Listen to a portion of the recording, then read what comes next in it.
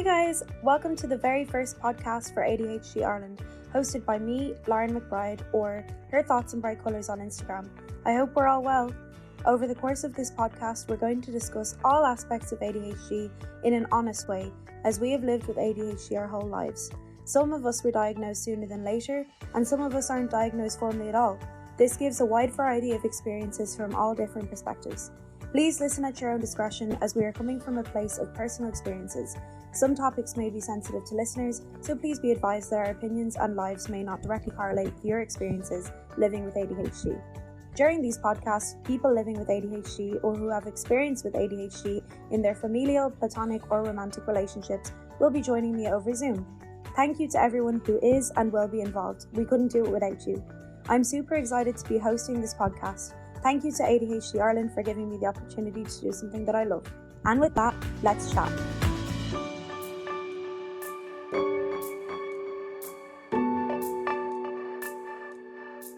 Hi guys, welcome back to the next episode of ADHD Ireland's podcast, Let's Chat. Thank you guys for coming to be here today. So today we have Penelope, if you want to say hi. Hi everyone. And we have today as well, who's been on a good few times also. Do you want to say hello? Hello there. Today's topic is ADHD Superpowers. So Beta was very excited about this one, and she asked me to include it in our list of topics.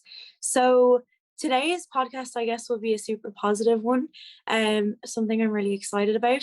So today we wanted to cover what makes us different and what makes us exciting, and what our superpowers are that we consider as people who are neurodivergent.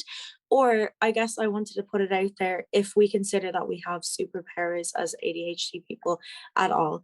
So would you guys identify as people who would consider yourselves to have superpowers in relation to ADHD? Does anyone want to go? Let Nelly start. All right, excellent. Right, I have no patience as a superpower. When I thought about this topic, I was actually thinking of this cool collaboration that I'm working on, of trying to write comedy with a friend of mine. And I went, oh my goodness, it's incredible the way that you can ask me a question and I will just tear it limb from all sorts of angles and ways that are like zany and silly and fantastic. And so I think we've talked before about when you're blind, you don't really know, you're not really conscientious of, like, you know, for example, my time blindness, I don't really know. But when I can see the positive, like having a superpower, like knowing that a racing Ferrari mind, or a rapier wit, or an energy of just being energized from someone else and being able to collaborate and play, I feel that I'm particularly good at being playful and silly, and that can come out in really creative ways. And I'm exploring that as kind of holding on to the tow rope and going up the mountain of my own neurodivergence, just being like, oh wait, if I keep exploring that, if I just like let go and let her rip, what kinds of things can I do? And so I think, you know, first ideas and then English. And, you know, a friend of mine is writing a novel, and I'm just like, oh, well, let me see what kind of ideas I can generate with other people. And I'm finding it to be really synergistic, like 1 + 1 = 5 million. And I think that it really has a lot to do with like having this racing brain. We talk about things that are hard for us, might be easier for some people. Like I had to move, and I'll tell you all about that. That's a nightmare, right? Like I don't know one thing after the other. But then you put me in a creative situation, and it really is unlike any other experience. And I can see how what is hard for other people can be super easy for me, but not only super easy, just fantastic, like super, super, super, super powered. Yeah, and that's what I was thinking about. It's just collaboration and quick thoughts and thinking about things in just ways that other people don't, which really comes out in comedy. But when you explain comedy, it doesn't. So go right ahead. I feel like, Penelope, that we kind of have like a childlike innovation experience, and we kind of reach like a state of flow that we would reach when we're young, you know, that kind of excitement and that drive and that a million things coming into our head at once. Do you feel like, maybe it's just me, but I kind of feel like that might be a little bit of what you're talking about? Yeah, I mean, just a playful, childlike energy. And when we talk about things that are stoppers, like our self-consciousness or rejection sensitivity, then we don't let that superpower out to play, that playful superpower, that little kid, or that, for me, I think of it more like a legion of unruly children. It's like my superpower ADHD mind. It's not just one engine, it's like many engines going at the same time, like, you know, the lawn being mowed by many lawnmowers at the same time. If I'm kind about the narrative, if I just like let her rip, as I said, then I can be in that flow state and in that like really marvelous place. But if I start to be self-conscious, then I'll just trip myself up. The first step to having an ADHD superpower is like allowing your powers to kind of come to fruition. Yeah, it's definitely about letting go then, isn't it? You know, we have to embrace like all our little quirks and everything. And where do you feel that this superpower has gotten you?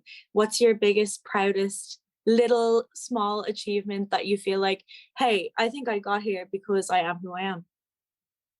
Oh, what an excellent question. And I think that it's a kind of cumulative question, because I was diagnosed as an adult, but I was a mostly hyperactive child. When I was in school, they first diagnosed it as overflow behavior. You know, they try and make you walk on a balance beam, or you know, calm down or take naps or something like that. None of those would actually work for me. So I feel that the more that you groove with your bad self, the better it is. And so a small achievement that is really every little way that I get over myself. I don't know. I decided long ago not to be fearful of any person. And so I'm bold. And I always feel better when I am emboldened. So like, I guess giving into it. Let's see, what is it? Oh, get back to me. I'm going to actually try and find an example. Let me think about a little tiny achievement that is really super for me, because I can see it as a distinction of going like, wait, how come other people aren't like that? Or how come I'm like me? Those are really, really good questions, but I might need to chew on what an example would be. No worries. I think that it is quite a weighted question, but I know you were talking about a lot that you were working on, so it was just something I thought might be exciting to look into. Definitely have to think about it and come back to me, because I feel like we all have our little thing that we thought we couldn't achieve, and maybe what makes us who we are is how we got there, you know. So Thomas, yeah. I'm sorry. Go ahead and ask Thomas, and I'll come back to it. But I just No. Go ahead. You're like a Ferrari indeed. So just let you roll. Let me whirl, yeah, for a moment. Okay, so one thing that I do that is entirely on my own, and such a bizarre bit of success that comes from just embracing that I do things totally differently, is I'm a member of the James Joyce Society, which is usually full of people who are being supported by their universities. And what I do is just imaginative art responses to the work of James Joyce. And I've had exhibitions in Antwerp in Belgium, and like performance art in Mexico City, with this sort of way too creative engine that is letting myself respond to this kind of literature. And so even though I don't have someone who's paying me for, I don't have any kind of traditional incentives like publish or perish or anything that intellectuals might have, or members of this kind of society, I just can't not do it. if that makes sense.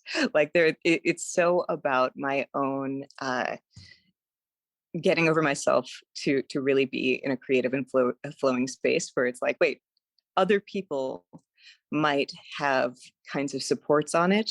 I don't. And because of that level of, I'm just going to keep making, well, for example, I did a tarot deck, like 78 cards based on Ulysses, and like these parts of Ulysses where it's just reverse engineered, where the female character is doing some cartomancy. And I took that little snapshot and I turned it into 78 different Jungian tarot images that were made entirely out of like bricolage, throwaway and garbage, and just like way too hyper creative, just layers and layers and layers of something really, really creative. And instead of stopping myself by saying, oh, well, you know, nobody's going to like this, or nobody's going to be, or get this, or be interested in this, I just kept going. And I continue to keep going. And I do something different every year. And I keep building on my own thoughts and art. And it really is because I don't fear that there is like, you know, something to prove with it. It's just play. And once I got to that point in my own creativity, I think I really found the artist that I can be. You know, that like I'm maybe overcomplicating it or oversimplifying it to just say that I do this really intense, heavy lifting, intellectual, heavy lift. And yet I'm not doing it because I'm a professor of this stuff. I'm doing it because there's just so much to play. There's so much that you can keep overturning, and that I can turn those into a multi-layered and leveled project, and then really find a way of bringing it all together at the end. So that to me is such an example of an ADHD superpower, because they say things like, some G, right, said that a talent shoots for things that are like completely off the target, like, you know, like are beyond the mark, and a genius hits targets that nobody's ever even imagined or ever seen, something like that. And when you have a brain that just works differently, there hasn't been a landscape like that before. Like there hasn't been a target to hit, and there can be these places where you can innovate. And like innovating is some sort of buzzword, but really, if you were to be in a place where you could train your mind to let it do what it needs to do without the frustration or the social pressures or the negative narrative that comes from 10,000 times of hearing no. Like I thought my parents called me Nellie. My name is Nell. And I thought my full name was No Nell. Like I thought that was my formal name, because I have, as somebody with really pronounced ADHD, I've always been told how to contain it.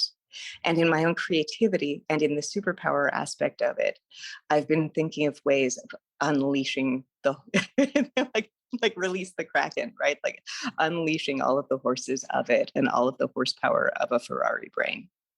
Okay, now I'll let Thomas talk. Thanks.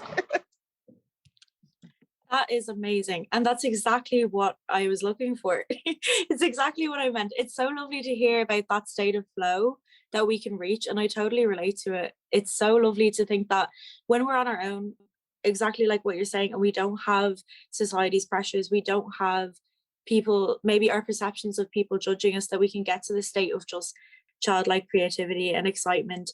And, you know, you could sit down with your tarot cards for hours and hours and hours.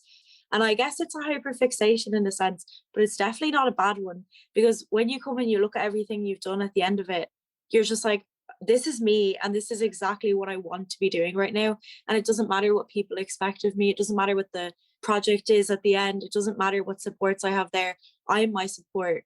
And that is your superpower. And that's super cool to hear. So, Thomas, what do you think of everything we've been saying? And do you believe in ADHD superpowers? Well, hate to be a bummer, but usually I'm reluctant to call anything related to ADHD superpower. But if I have to name, I would name three or four. One of them was shut down by Nelly, so I'm not talking about it. Creativity. The the other three, because always end up with three somehow, is related mostly regarding strictly to ADHD. I'm not talking about the personal stuff, which I think personally me, Thomas, having as a superpower, quote unquote. But ADHD related is one because our condition, how would I say this properly? We learn how to stand up again and again and again. This insistence, this never give up mentality and attitude because you have to, because your condition is make you, force you all the time to make mistakes and admitting them and stepping over them and stand up again and never give up. Basically, that I think is strictly, if I would call something a superpower, is that I never in my life had that very deep, I can't do anything depression. Maybe I'm alone with this, but I always felt the power not, I have to get over this. I failed again, but I will do next time. So I stand up and go for it and do it again. And as a good ADHD, I fail again. And I go in through the process again, but always at the end, I stand up and go and try to do it again or something else, but never going into this despair, what you see in many people's lives. Yeah, so this never give up. The second thing which I think is really important, and it ties what Nelly said as the artistic zone, that's hyperfixation or hyperfocus. So once you get into that state, we sometimes are not necessarily a positive thing because you forget even to go to toilet and eat and drink and everything else. You are in a state when you are so focused on something that you can achieve huge things, very, very good things, art, writing, anything of a sort. And that helps hugely to develop your personality. And so hyperfixation can be real good in this sense. And the third one, which I'd really like to mention, is when we're talking about ADHD, obviously we have lots of struggles, lots of negative experiences. And when we are get to know our condition, ADHD, let's say it's a diagnosis or simply just realize you have it, you're starting to get to know yourself a lot more. So we know ourselves much better than an average neurotypical who might never even get close to get to know itself or himself or herself or whatever self themselves as much as we are, because ADHD constantly forces you to reinforce your fortitude, questioning your abilities, constantly forcing you to reevaluate your own qualities and improve upon yourself. The classic try harder mentality is usually comes to mind in this, and we try harder, no question about it, which makes us a better person, obviously without the acknowledgement in ourselves, but we become better every time when we try harder. And when we reevaluate our abilities and said, okay, I failed miserably at this, how can I do it better not to fail next time?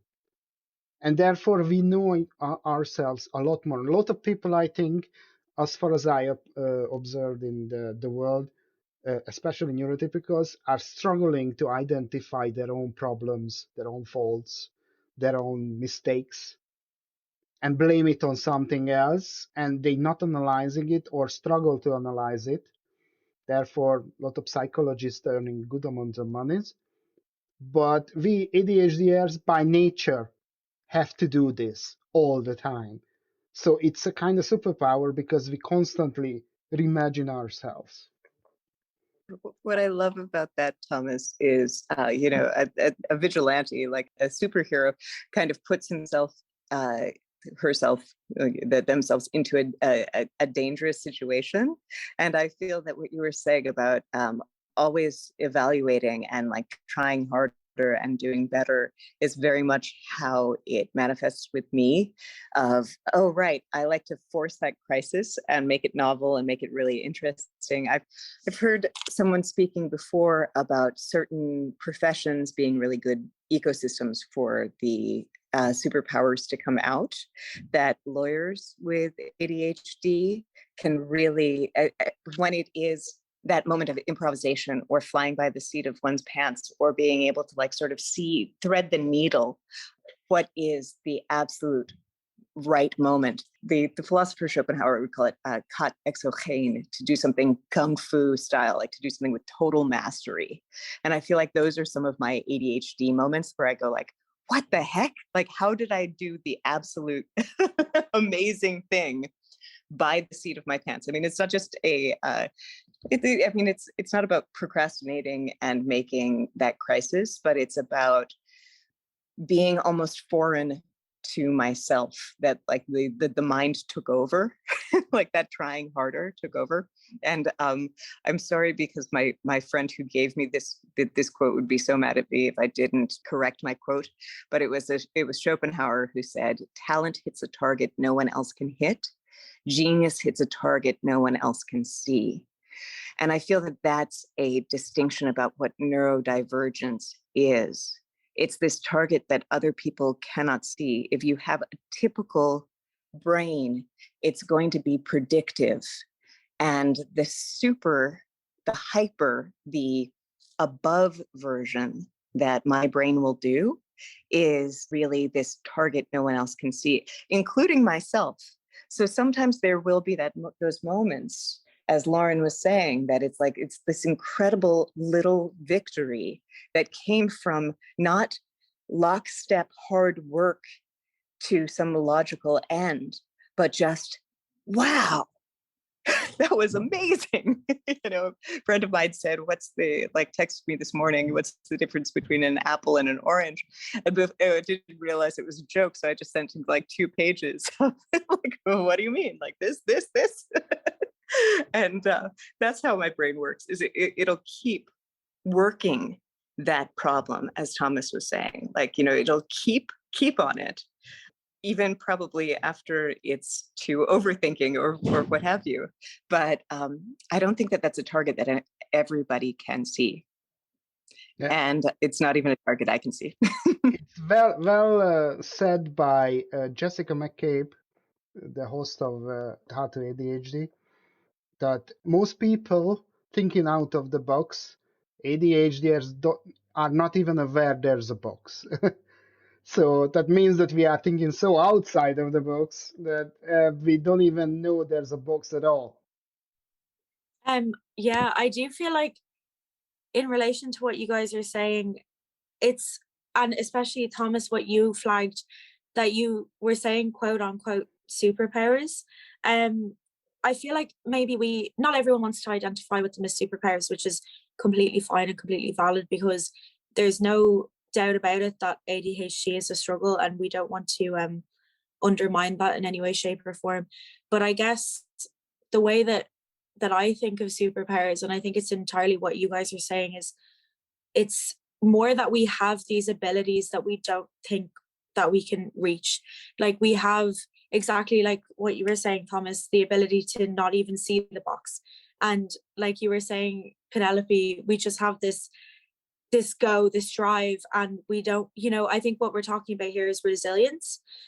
And that quote that you said, Penelope, was great to kind of talk about genius and to talk about the way that we are, because I feel like we have such complex minds, and we are constantly striving to be better. And that does come with pain, that does come with hardship, but it certainly is a superpower, because, not to be cliche or anything, but also to be very cliche, when you look at a superhero's backstory, someone with superpowers, often they're striving to kind of defeat the adversities, like they're striving to defeat the kind of blanket that they've been put under. people think of them as just your average person. They don't see their struggles. And it's kind of the classic, isn't it, that they always go outside the box. They always achieve more than they expected.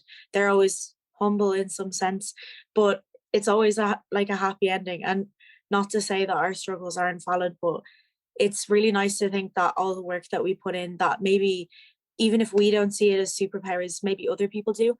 And if we find kind of our, our own little self-actualization in our own time, in our resilience, in our strength, it's just nice to think that, even if we don't identify it as a superpower as such, it is what makes us us, and it is what kind of makes us not give up, and what makes us achieve the things that we're like, wow, like you said, Penelope, that we're like, we really did that by the skin of our teeth. But it's nice in the end that it often works out.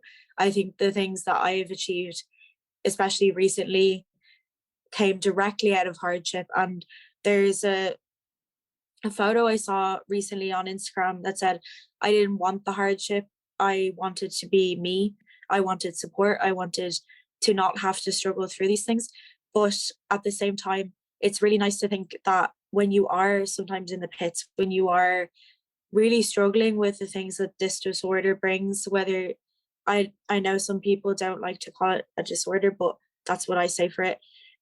There is good things that come out of it. Like, we do get strength, we do get resilience, and we do get these small rewards when we're on our own, and we kind of sit back and realize how far we've come. And even if we did make it by the skin of our teeth, it was often us like doing it ourselves, because no one can get inside our heads. It's kind of nice, to talk to other people who have it, because neurotypical people can't get inside our heads. So it's kind of us supporting us throughout it. And yeah, I'm going off topic a little, but it is happy in the end. I think that like everything that I've achieved in the last while has definitely come out of hardship, and has definitely been as a direct result of my resilience, which is definitely a direct result of my ADHD. We have to add that many times we consider our achievements only in the mirror of our failures. So we see what we messed up, what we made mistakes of, what were we doing wrong, hindsight. But then the people come and, how were you able to achieve this? I would never be able to do this. And you just say, what are you talking about? I just made a big pile of mess. What are you talking about? This is not good at all. And they saying, oh, no, it's amazing, actually. Just wanted to go back to the superhero theme a little bit, that I just noticed very recently that I'm a big fan of the MCU. And I really like the movies. They're very entertaining. It's quite easy to digest and so on and so forth. And I really like some superhero themes in that. And one of them was that I just recently realized that out of all of the superheroes who I'm attracted the most, who I'm so-called like the most, are pretty much the description of ADHD. So I really like, for example, Iron Man, who is a textbook definition of an ADHD person. And I never understood why Iron Man is, for example, in my favorite character in the MCU. It's not because he's Tony Stark, is Robert Downey. No, nothing like that. Because he represented to me the neurodiverse brain I have as well. So I could find closest to my own self, fulfilled by him, the closest. And this shows that, yeah, superheroes in this sense, good for representing all of us, women, men, different sexualities, different genders, neurodiversity, and it's great to have them out there as an example for children, for adults, regardless of age, as an example that, you see, this person can be successful with this condition. Let it say it's a Tourette, autism, ADHD.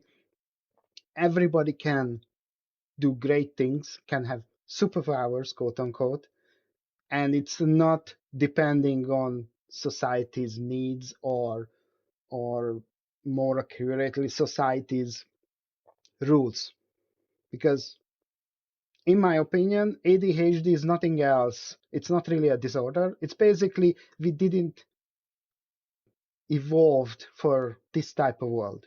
We are a different world entirely. The time when we needed this hypervigilance, this constantly distracted mind, this hyperfocus, and so on and so forth. This wasn't always a bad thing. It just became a bad thing in this highly structured society. Yeah, I completely agree with what you're saying.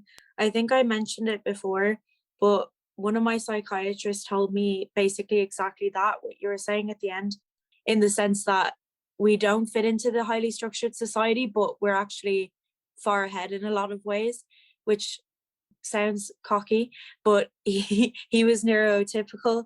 And it was just a nice thing to hear because I came in wallowing in it. And it was just, he was like, there's nothing wrong with you.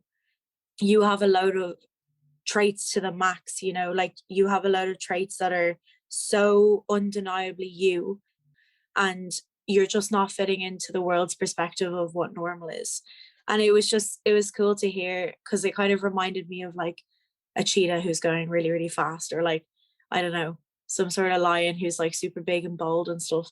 And it kind of made me feel a bit more confident about the way I am. And in relation to what you were saying about the superheroes, it's great to have the representation in the media, even if it's not directly said that, you know, this character has ADHD or this character has autism. It's really nice to have something in the media that you can relate to, especially because the people that we relate to and the people that we often favor and the people that we often, you know, have a love for, a like for in these shows and movies are often the quirky ones, are often the people who don't fit in. You know, we really empathize with them. We see that they're often portrayed as good people who try their hardest, and maybe things don't always go their way, but there's often a conclusion at the end where it's okay to be them. It's okay to be the cheetah, and it's okay to be different. And they have their own little way, their own little superpowers. So even if we don't identify with them as positive superpowers, they're definitely things that are really strong about us and really likable about us. And, you know, the people in my life would always say I'm crazy, but also hilarious and unique and caring and empathetic. And, you know, those really sweet things that I've heard that really big me up about the people who know me. And maybe I don't fit into a society, but the society with the way it is, but it's, you know, it's nice to know these things about myself and to know that there's nothing wrong with me, and there's nothing wrong with the way I am or the way I do things. It's just most of society is different, but the people in my circle, the people who look out for me and who care about me, and I in turn care about them, they see these things as superpowers.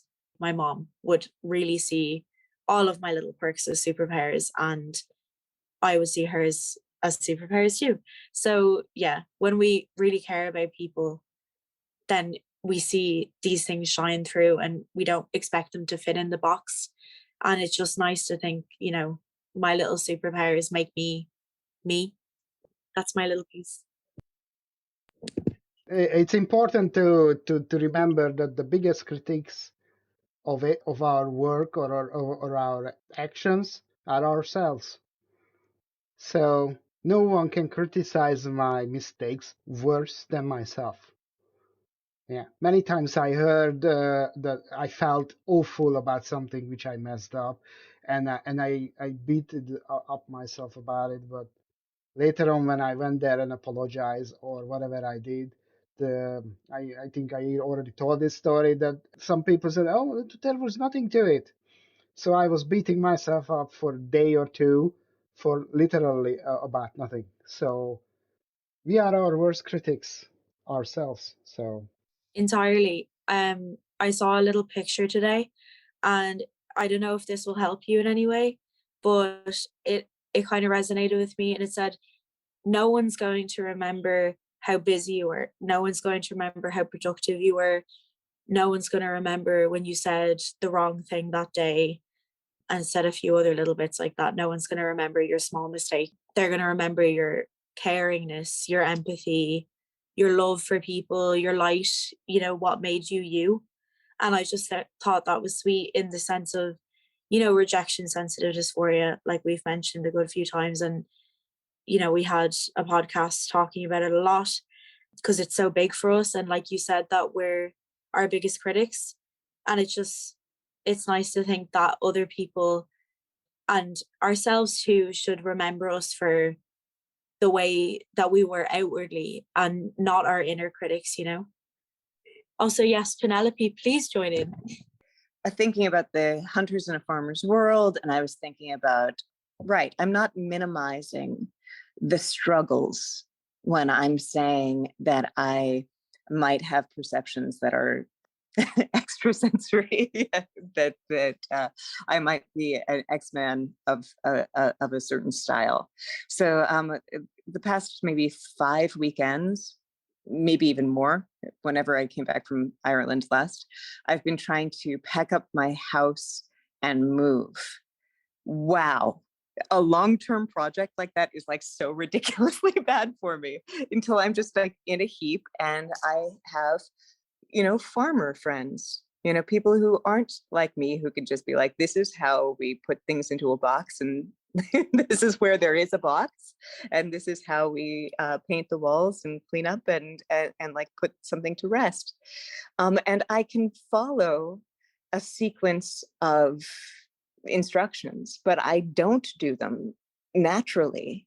Like I do have that sense of play about everything. And that's where I feel less stuck. And that's where I feel most like, well, whirling in in a kind of way of being able to be productive and being able to contribute something. So I think that one could say that it is right. Okay. So the way that it is pronounced with me is the H is really, really a big part of my ADHD. I am somebody with a lot of energy, and I definitely get energy from playing, from exploring and allowing and poking and experimenting and, you know, just enjoying things very much.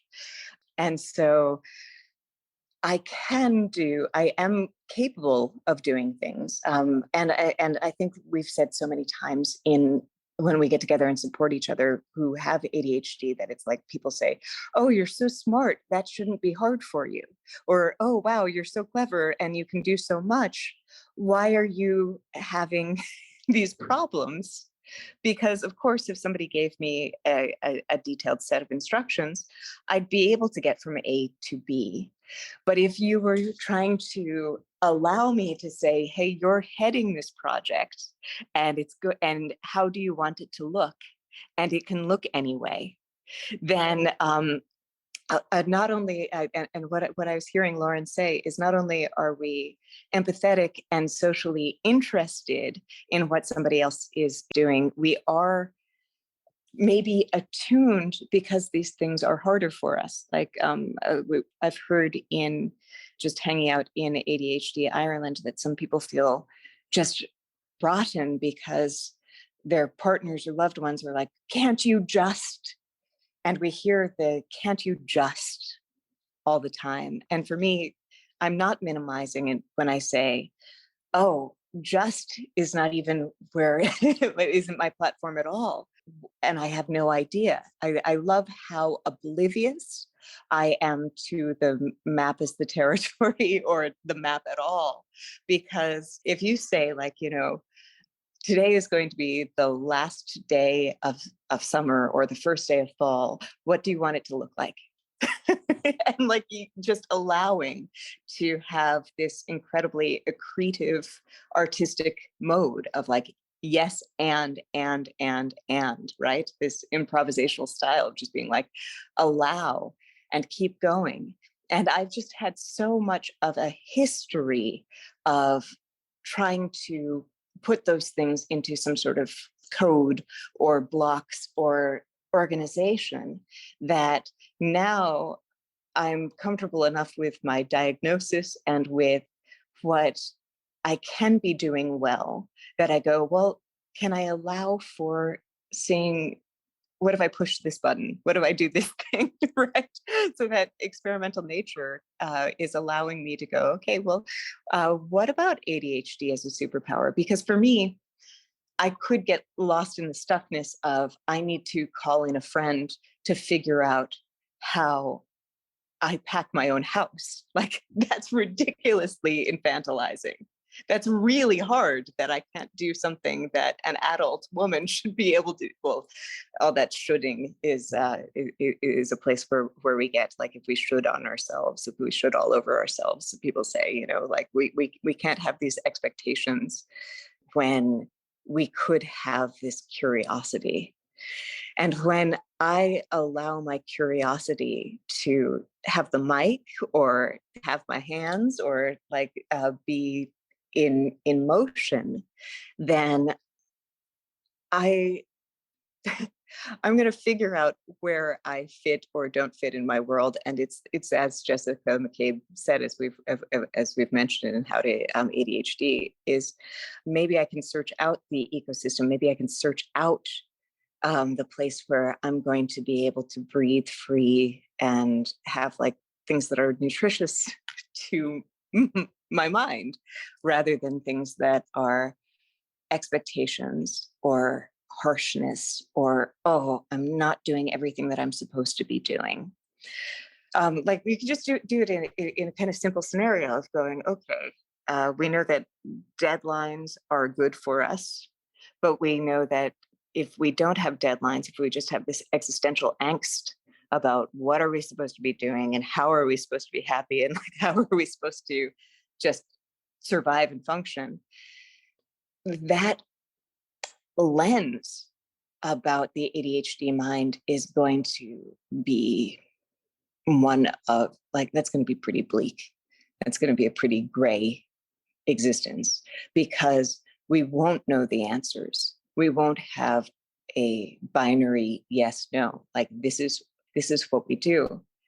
But for me, I say, okay, well, this is possible and this is possible. And maybe there's going to be some bumpers on what existence is going to be like, but I have to make it much shorter, smaller chunks. I have to be like, okay, what am I going to do this year for Halloween? I don't know, something inconsequential, right? And then get really, and then allow myself to get excited about it, whatever it is.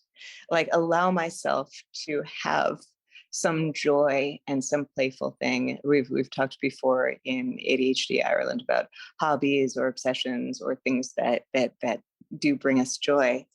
And it is amazing. It is, I'd say, hyper the way that I can collaborate with others, the way that I can listen, the way that I can be curious and like make it curiosity in motion. I don't know.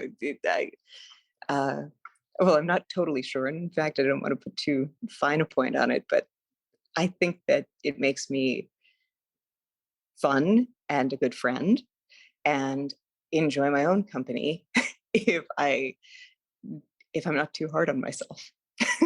Because as Thomas said, like we are going to be hard on ourselves. That's our go-to, is like our weapons of self-torture. I mean, like, that's our go-to. And that is really how we're sort of conditioned to be in this society. So like a vigilante brain, a brain that is just standing outside the village without knowing that you're outside the village. It's like there are some incredible things that we could do. And as Thomas referred to, hunters in a farmer's world, or like being the cheetah, is guess what? The world is so full of hues and colors and things to explore. It's so wide that we don't all have to be farmers in our perfect rows and our perfect expectations and productivities. And so also on that How to ADHD, for my own personal self, like a little victory, I guess, is to give myself a Pomodoro timer worth of play, or to be able to be like, yeah, I'm just going to rock out and sing into my to my hairbrush right now. And like, I'm going to take away my expectations. I'm going to keep paring it down and allowing myself to go, yeah, end goal, something really cool and creative. here are my first steps, and here's how I'm going to call in other people. And I guess that advocacy of going, hey, I really don't know what to do first. Is it the knife drawer, or is it like the toiletries? Like, what's my first step? I really don't have a clue. And there are other people and other brains that can do that. So if I learn how to advocate for that, like, okay, I'm teachable, but I'm also magnificent. And you're magnificent. And like, this is a really fantastic, off the charts mode. I mean, I don't say it as a disorder. It's an interesting mode. It's an interesting vibe. It's an interesting order to things. And it's relatable. Like when we all get together, we can relate to each other, but that doesn't mean that it's the same experience. And sometimes my brain will totally betray me. Like I'll go, how come I'm not processing that? How come I can't understand that? Why it looks so easy for everybody else? Why can't I just? And it's that expression we hear so much, whether we've said it to ourselves or we've heard it from others. Why can't you just? Why can't I just? And that's the stuckness of ADHD. And that is something that I can be more curious about and then allow myself to fly, I guess, or whirl. I don't know. But so there. Here comes the knowledge is power. It's a cliche, but knowledge is power. So this high I can just can be easily answered many times. We just look into the ADHD and be aware of it. So that's why what I think we do is bring awareness of this. And when the people around you who don't understand this knows why you can just, that helps everyone. I think that should be the aim of this podcast, or ADHD Ireland's main goal is that make understand that, listen, it seems so easy for you, but for us, it's an everyday struggle. Yeah, entirely. One of the reasons I'm so grateful to be doing this and to be working with ADHD Ireland, and for you guys as well, is that we're such big advocates for helping people to understand and ending the stigma behind these symptoms that we have, behind this way of life that we have, because up until recently it's been so undercover and it's been portrayed a certain way, as the 5-year-old boy usually who's hyperactive, which is valid, is a part of this, but it's so much more than that. And it's definitely so beneficial that, to be working with ADHD Ireland, because they do so much to end that stigma and raise the awareness that these are the struggles that we go through. And they are, I guess, superpowers in a sense, but it is hard. And we do have to fight back that constant chatter from our brain. Why can't I just, I should, my therapist tells me never to use the word should, and she says to use I could instead. But no matter what we say or do, and I'd love to hear otherwise, to be honest, I feel there's always going to be that inner critic. And because, like was mentioned before by you guys, we get to know ourselves so much more than the average person, there is always going to be that inner critic. And it's definitely a beneficial thing for our environment, for the people around us, that we strive to learn about ourselves so much. But it is hard too. It does come with so many struggles. And a huge thing that I recognized in what Nelly was saying was that should and that why can't I just part of our brain focuses so much on rigidity and routine and being like the neurotypical person. It needs to quieten a bit, and we need to have, the adequate amount of routine, but also the artisticness, the innovation, the creativity, and the need for curiosity and exploring different ways that suit us to do things, so that that part of the brain is a little bit quieter. So having that end goal, like Nelly was saying, and then kind of splurging it out on a big canvas, like, what way am I going to do this? And what way do I feel like I fit in here? Exactly like what you were saying, Nelly, it's so beneficial to us because it really does quieten that part of our brain down. And it is something I think that we're on a continuous learning curve, especially since I think the three of us mentioned before that we weren't diagnosed early. Obviously, from what we've been saying, we're still on such a learning curve, but it is definitely going to be a struggle every day for the foreseeable future. So I'm not undermining that, for me anyway. But it's definitely beneficial to kind of allow that part of your brain to explore and see which ways that you can do things to fit into your own narrative. Because I just can't do the regular 9 to 5 work days, so I do part-time. And I used to feel awful about that. I used to hear all the time that the 9 to 5 working week was how you do it. And I was going to myself, why can't I do that like everyone else? All my friends now are working full-time. Why can't I do that? And, I couldn't do a full-time course in social care, so I did a part-time one.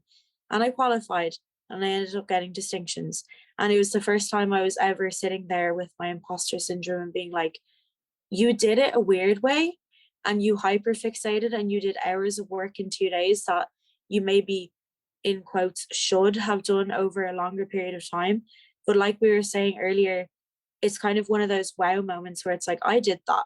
And, I'm telling my imposter syndrome to quieten down, because no matter what way I did it.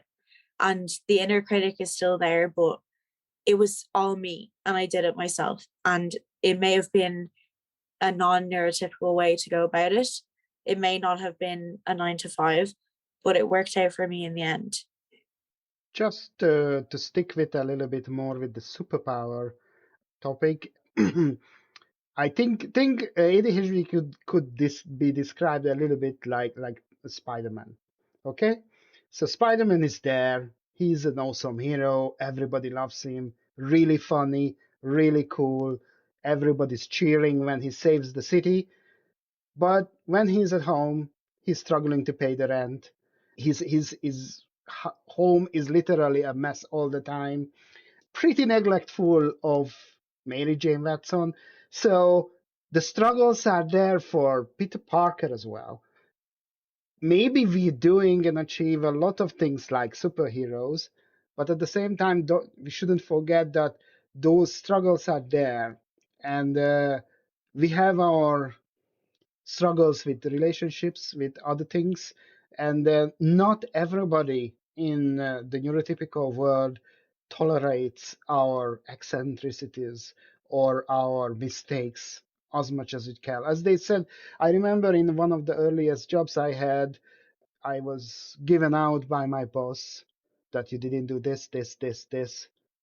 And I was bursting out that, why is it that the 99 thing I doing right is never mentioned, but that one thing I mess up is always mentioned to me? So why the 99% doesn't matter, but that 1% is always the most important thing to point it out to me? And he said, no, it's not true. I always telling when you did a good job. And I realized that, oh, mess. Yeah, he did. So again, it goes back that I'm doing a lot of cool stuff, a lot of great stuff, but I always focusing on that one give out when I actually made a mistake. So yes, this double-sided superhero, the secret identity of the mess me, the neglectful me, the person who's doing the bad stuff, when emotionally doing things that I regret later on, is still there. And we have to talk about that one. But at the same time, I think I achieved in my life a couple of things which were, everybody said it was awesome. Oh, that's a cool stuff you did. And oh, I don't understand how you managed to do all kinds of things like that and you're not getting tired. I do get tired. I have my home as a safe space in a sense, but yeah, it sometimes comes down on the family. The mistakes I made comes down on different people. So this two-sidedness is there. Spider-Man, Peter Parker type of thing. A Yeah. bit stuck with the superhero topic, sorry. No, I think it's a great point, because if I am in my stuckness, right, it's completely overwhelmed. When I get to overwhelm, the idea of, somebody asking, "Oh, are you messy, Nellie?" Like that would be that would completely subsume my whole existence. Wait, am I? Like, wait, what? Like, am I this way that can't function with the rest of everything? Like that's a stopper. And so when I say that I want to be curious, or I want to allow for this, it doesn't mean that I don't get to a way where I'm Peter Parker and I'm depressed and I can't see that I'm actually Spider-Man, right? I would say, like, wow, how come I can't just get my apartment to be clean? That's what other adults do. That's what a person my age could do. And once I start using that language, it's obviously the language of expectation. And expectation's absolute twin, you can't tell them apart, is disappointment. And that's the way that we can get into our own negative cycles. So when I am in that narrative, I have to reach for tools that I've learned from being in a group with all y'all, which is to say, is there an alternative way of looking at that? Is there a way that I've been accustomed to thinking, oh man, I'm Peter Parker, and that's my full and total sum reality? Or I'm Tony Stark, and I'm a misanthrope, and like all I can think is just how annoying people are to me. I mean, you could see these superheroes not as the superheroes, but as an aspect. And so to be able to embrace my neurodivergence, I have to start to learn how to dance with it, to go like, okay, yeah, anxiety is real for me, but cognitive behavioral therapy, or asking some questions, getting myself out in even having a little chink of light in, is enough to pull me through in ways where it had just been overwhelmed.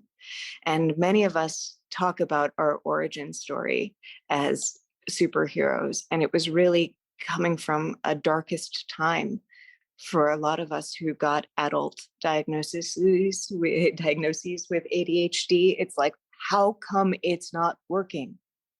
Why are things so hard? And so, like, again, I am just growing and not minimizing. I'm maximizing, I'm expanding, and I'm seeing the possible without trying to put a label on it, to say, like, actually, it is a superpower because others might not know that there was a target there. And when I say, oh, the target is to be more lockstep and more guarded and pass more as neurotypical, then I know that that I have a superpower that I am just letting get covered up. In the Iliad, right? The big question is Achilles going to be glorious and live a life of fame that's really short, or is it going to be that he has a very stable home life and is going to be a great dad or whatever? The ADHD brain doesn't really get a choice on its gloriousness. It's not going to work to be put into that box. And so once we start to see that how we got here in our exploration means that we can keep exploring. I mean, it means that, like, when I got my diagnosis, it was like, oh, that's a foregone conclusion, right? It's just another label. But when somebody said a diagnosis means that somebody's figured it out, a group like ADHD Ireland means that a bunch of people get to keep figuring it out and keep finding these hacks and keep finding this, this real power. And that can happen in a semi-regular, occasional kind of self-concept, right?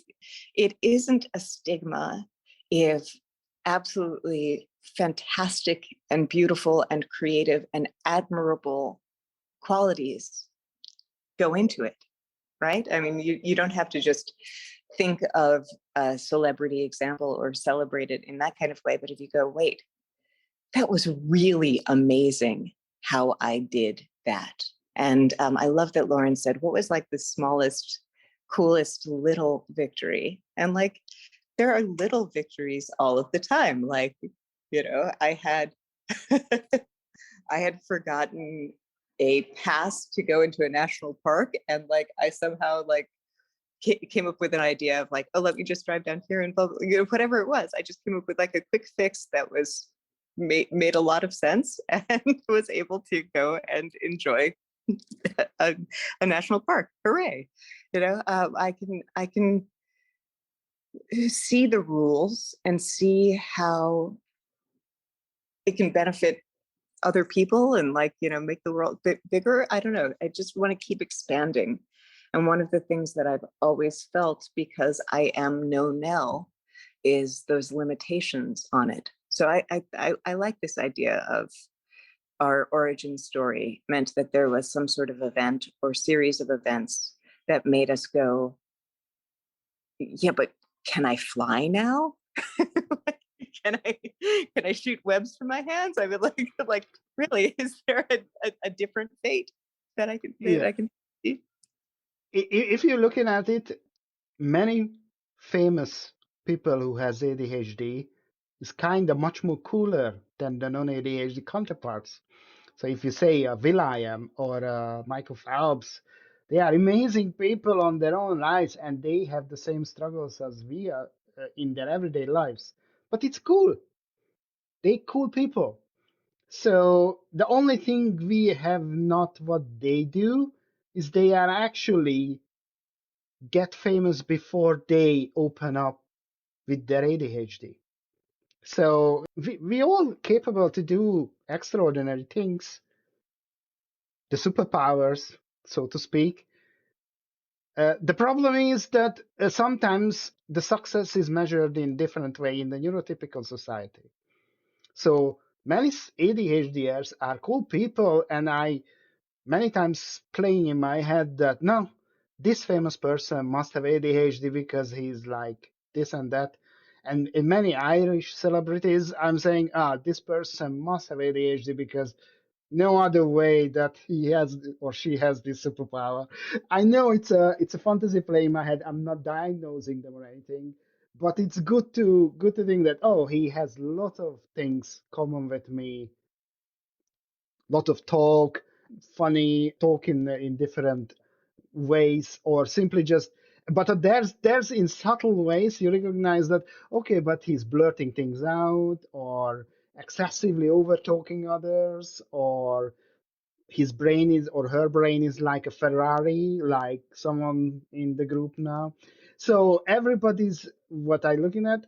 We looking up to ADHD people. The problem is that again, most of the time we don't see it in ourselves. So in a positive note, I think if we can talk about, I said at the start that I'm reluctant to call myself with having superpowers, but if we can talk about like that, is that the only person sometimes don't see the superpowers in me is me. And we have to step over that, yes. As Nelly said, that we have to recognize this and get over this point when saying that, but I'm a failure, but I'm nobody, I can't do anything. And when they pointing out that, but you did this and this and this, and the list is long, you have to accept it that maybe there's something in it. Maybe I cannot tidy up my room or my house, and maybe I'm constantly forgetting what is in the fridge.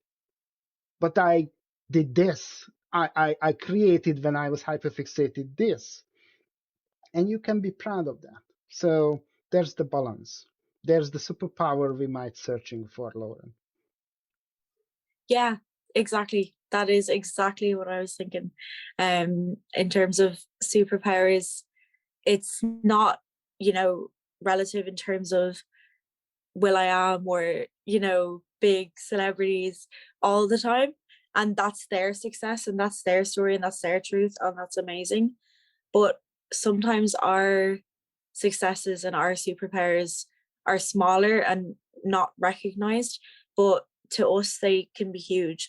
And I think it's about recognizing that maybe it's not so obvious, maybe it's not an obvious superpower, maybe it's not an obvious success, but I don't know, I get pretty happy when I have like a shower every day at the same time, or like I make the bus to college and I focus for my 40-minute lecture or my hour lecture, and I come home and I feel great about that. And I used to be like, everyone can do that. Every adult should be able to do that.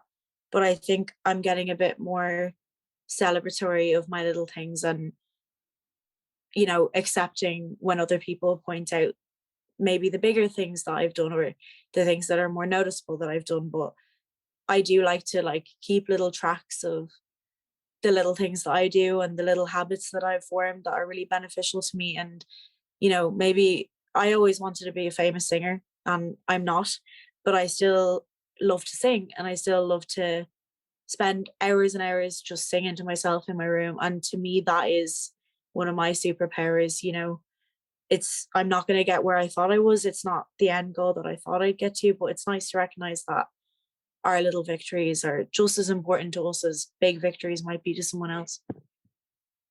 I'm also loving how Thomas said we can recognize these qualities in one another. And as cheesy as it sounds, it's precisely the reason why ADHD Ireland has been so important and like beautiful in my experience of just going, right, other people are like this. And of course, people who are like me would recognize that cool quality in me too. So like maybe it's just part of that mirror that would help us to see, like, so maybe Thomas doesn't have to see himself as a superhero, but then he can be a superhero to others.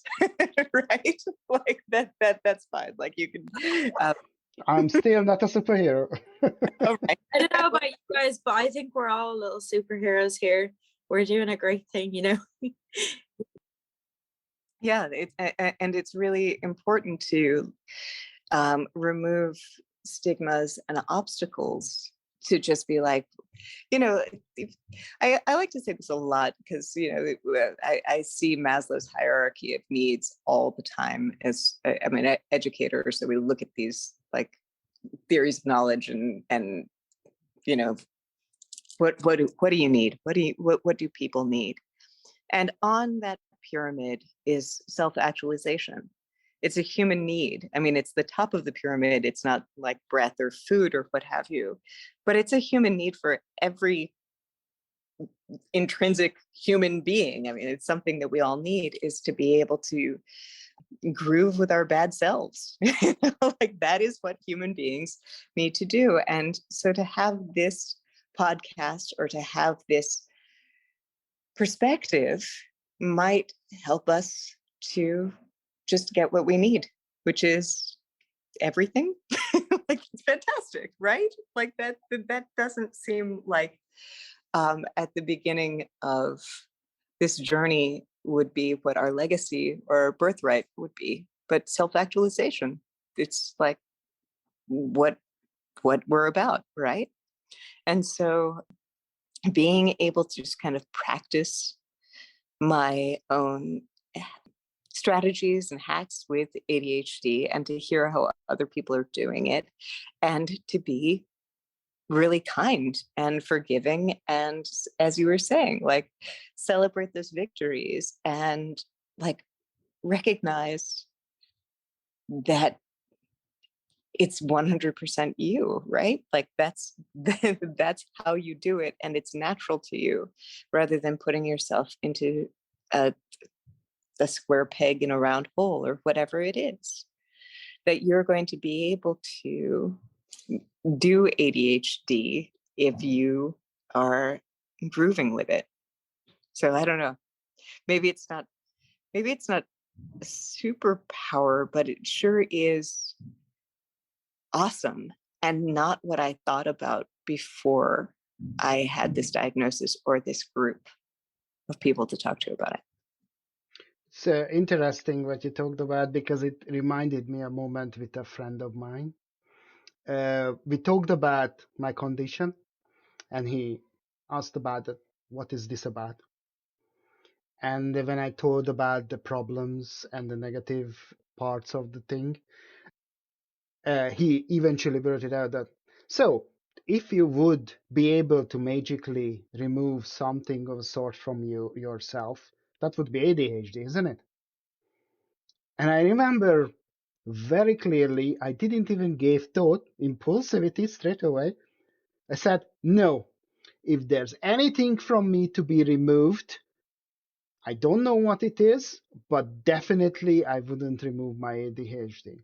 So despite all the difficulties, I am pretty happy with that crazy brain of mine. So I don't want to give up to, for me, seemingly dull thinking when people have no racing thoughts, not always about to do something, not always about activity.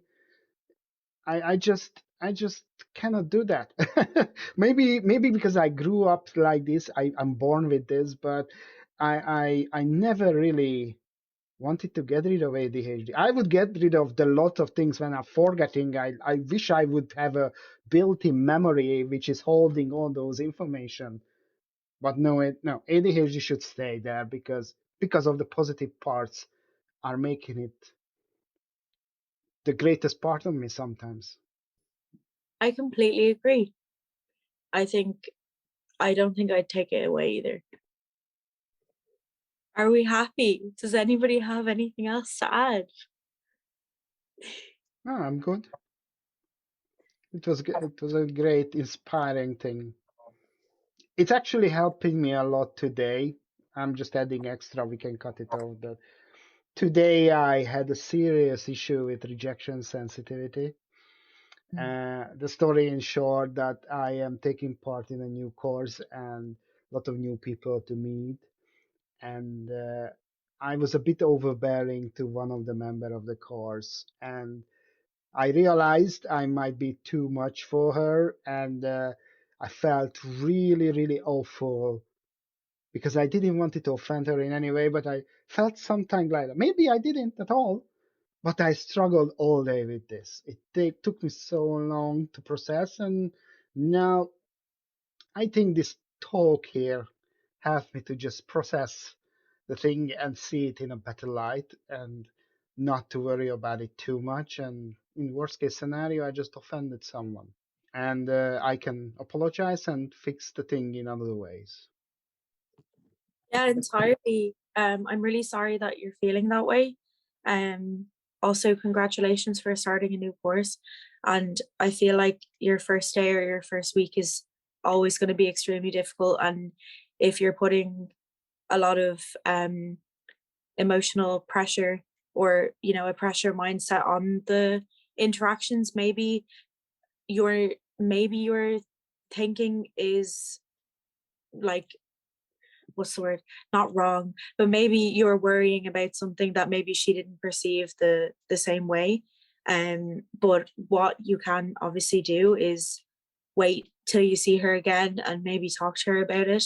And I'm really glad that the chat helped, because it's really tough to deal with those feelings when you go home on your own and you're thinking about those conversations and you're mulling them over in your head about what you could have done differently. But I'm sure she'll understand. And there's a lot of nerves on your first starting point in a new course, so don't be too hard on yourself. Oh, I try to be. Just a funny side note: the course is about healthcare, and it is crazy how many people I think has a full-blown ADHD in the group. Like at least 3 or 4 people I easily identify as ADHD. I talked about that in my head. A lot of people identify that would he be having ADHD or not, or would she having ADHD or not? And it's really prevalent in healthcare. It seems that a lot of people are, the healthcare is always buzzing with life, lots of interactions, lots of communication. And I'm not sure it is ADHD or not, but I always felt it's ADHD a little bit. Is I'm really really good at reacting in emergency situations, Yes. and I am in the family the one who's, when the panic sets in everyone else, I am the one that, okay, guys, we need to do this, and I am the cool-headed one, which is never really happening otherwise. And I think in healthcare, we ADHDers are shine, because that's a kind of area where cool head in an emergency and a deadline question is essential. And at the same time, we are very bubbly. We can be very hyper, so we have high energy levels to go through a hard shift or so. I'm not sure. Really, I'm just mulling it. I'm just thinking about it. But it was just interesting to see how many people showing the clear signs of hyperactivity, for example. Mhm. I'm talking too much again. No, I hope they put that in because of how special it is, like how cool it is that one of the ways that I deal with motivation is by creating the crisis all the time. It's like being the Hulk, I guess. He's angry all the time. I'm always like trying to make it at everything as hard as possible so that I actually do it. Right. And it can't be like socially hard, or it can't be it has to just be whether that's last minute, or it has to be like super fun, or it has to be interesting, or it has to be yeah, I guess it's that lawyer scenario. I'm an educator, and so it has to be like really as much as I would plan it, like as far as I would go with it. So it has to be at a certain kind of level. We talked about perfectionism or all or nothing and things like that. So I have to have it in the eye of the storm in order to feel like I'm having a good day at work, or having a good day in my day, right? And so that's necessary in healthcare. That would be a great quality to have, right? That would be that hunter in a farmer's world, is like somebody who's just like dancing, just smoothly sailing through every new obstacle and bad guy or whatever that's coming your way. It really is the superpower of ADHD. What would be a crisis where somebody would be melting down, that's where I'm not melting down. Where I would be melting down is like paperwork or something that's uninteresting, or yeah, no, I mean like Just that has no identifiable way of playing with it. I um I went to Ireland 4 times this calendar year. I probably spent like a total of like 3 months, 4 months maybe in Ireland this year. And every time I had to get like the COVID tests or the executive, all of the things like all lined up. Those had to be at crisis level in order for them to be interesting to me, in order for me to do it. And people say like, you're so independent and you're so able to do this, and like you travel and you're like you're not depending on anybody when you do these things. And yet it has to be under these conditions where I'm almost completely breaking down in tears and going, I don't know what to do, before Spider-Man, you're so cool, and there's Peter Parker behind it. What we just talked about. Sorry to interrupt, but that was coming. That's why I love, because it was resonating so much. Yeah. Yeah, no, it's a really cool thing to be cool under pressure, and to have, yeah, to be able to do the martial arts like as like the barrage is hitting you, right? Like, ooh. But I do hope that you keep that in there, Thomas, because it is amazing to be in a fast-paced scenario, and like you're the one who's just like your blood pressure doesn't go up. Yeah, it's horrible. Healthcare does not fit me well. Well, actually, it does fit me well, but my heart rate and my blood pressure the entire time is insane. But still, it's worth it. It's exciting and it's rewarding. So I'm sure, Thomas, you'll really, really, really, really enjoy it.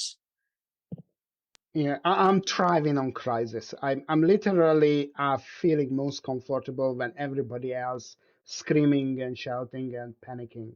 That's when I'm feeling cool. I'm in my best possible place at the moment. I'm not sure why, but yeah, I'm a problem solver in this sense. So I am totally useless when you put a big pile of paperwork for me. Interestingly enough, I'm not having trouble filling them out or anything, but I get bored so quickly. And I'm doing mistakes all the time because of that. As soon as something needs to be done, now you have to sort it out in the next 15 minutes or the house is crashing down. That's when I'm saying, yes, I'm going for it. That's that hunter mentality. It really is. That's the cheetah. And it really is incredible because, yeah. Lauren, I think you were going to talk. We were going to say goodbye. I don't know. Don't worry. I was literally just going to say I totally agree because there's doggy. I got my entire social care, both levels of my QQI5 in 2 days, and it was a 8-month course. And if I didn't have that literal like go into the back garden for a cigarette and some air every 15 minutes and just sheer panic, I couldn't have done it. Like I actually couldn't have done it. And then I had my psychology exams just there in August. And I studied the day before all of them. And I'm not advocating for that, but I swear to God, I couldn't have done anything weeks before. I couldn't have done anything months before. The only way I can do it is under that intense pressure. So all I was going to say is I relate. Yeah. Yeah. The intense pressure of it. And it will, yeah, it will get done, but it won't be interesting. Like, why do it if it's not interesting? Like there's the Ben and Jerry, I'm from Vermont. Ben and Jerry's has a, if it's not fun, why do it? And so my ADHD is, if it's not fun, I won't do it. So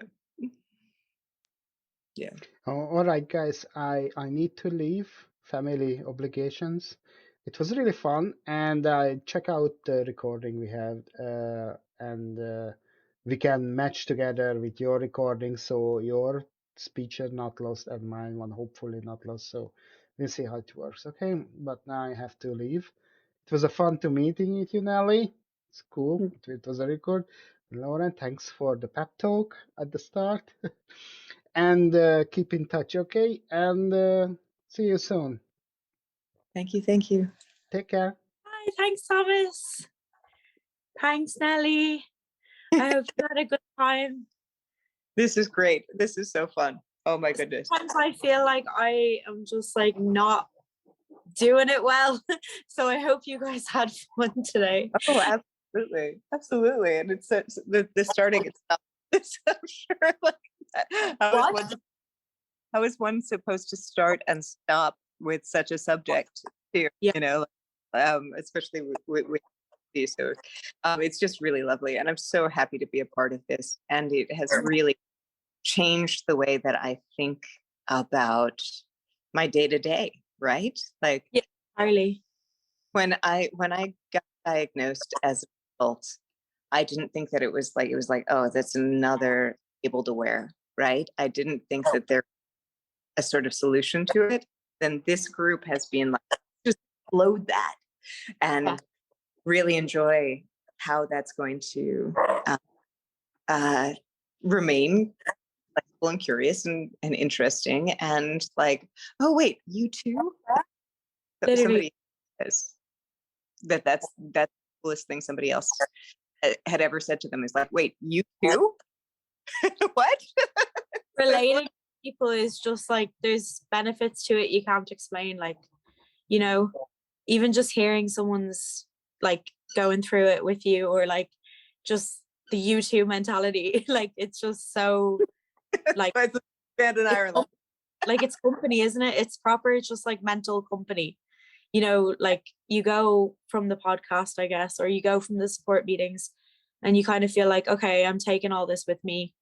You know, everyone's support is there with me and like I'm not doing it on my own. It's just lovely. That is cool. Yeah, that is cool. Oh, thank you. Well, so I'll see you guys all as superhuman.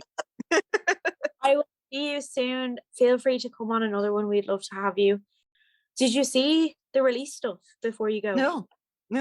Is We're it in the newspaper and we are on the website, and not our names or anything, just my name obviously, but just the podcast itself. We're in the Irish Examiner, which is a big deal. Yeah. And yeah. Little link to my Instagram, which is cool. But Yay! it's on. Congratulations. Yeah, I'm so excited. Well, obviously, like all of us, it's just so exciting for all of us. And I'm so thankful to Beta, who would be like my first in line manager, you know. So I think she's thrilled as well. Yay. Oh, this is so cool. Thank you. Oh my God, I'm so excited by this. I'm so excited. I only got the news today. So there's a graphic and all made for it, so it's very exciting. If you don't see it on the website, I'll send it over to you via email, so let me know. Okay. Please do. So that it. So that I have it. Okay. Thank you. Bye. Have a happy weekend. End the recording. Yeah. Thank you for listening to Let's Chat, ADHD Ireland's first podcast hosted by me, Lauren McBride. You can find us on Instagram at ADHD Ireland, and I'm on there too, at Her Thoughts in Bright Colours. We hope you enjoyed this podcast, and we'd love to hear your feedback and opinions on the topics covered each week. Sending positive vibes until we chat again.